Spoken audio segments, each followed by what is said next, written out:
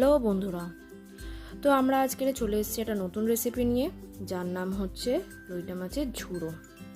তো এবার এখানে নিয়ে নিচ্ছি লইটা মাছ, কুচনো পেঁয়াজ, এক টুকরো আদা, টমেটো কুচি, লঙ্কা আর রসুন। তো এবার একটা পাত্রের মধ্যে আমরা লইটা মাছগুলো নিয়ে নিচ্ছি, কুচনো পেঁয়াজগুলো দিয়ে দেব, তারপর দেব কুচনো টমেটো,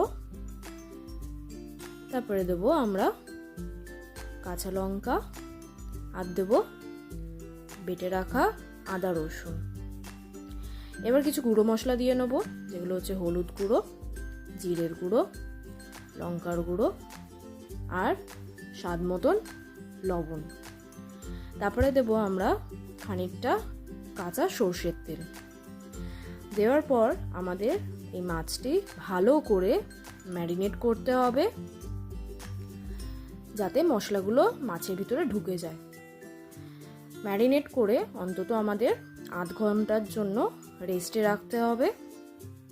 রাখার পর এবার দেখতেই পাচ্ছেন মাছগুলো আমরা একটা কড়াইয়ের মধ্যে সামান্য তেল গরম করে দিয়ে দিলাম।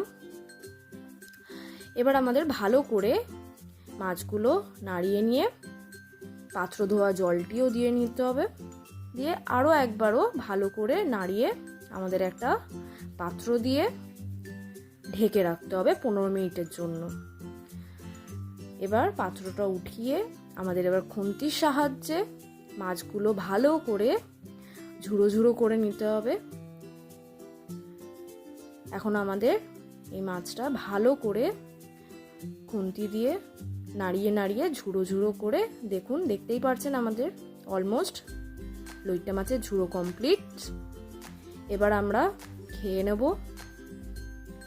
তো অবশ্যই জানাবেন কেমন লাগলো, একটা কমেন্ট করবেন, লাইক শেয়ার করতে ভুলবেন না আর সাবস্ক্রাইব করবেন।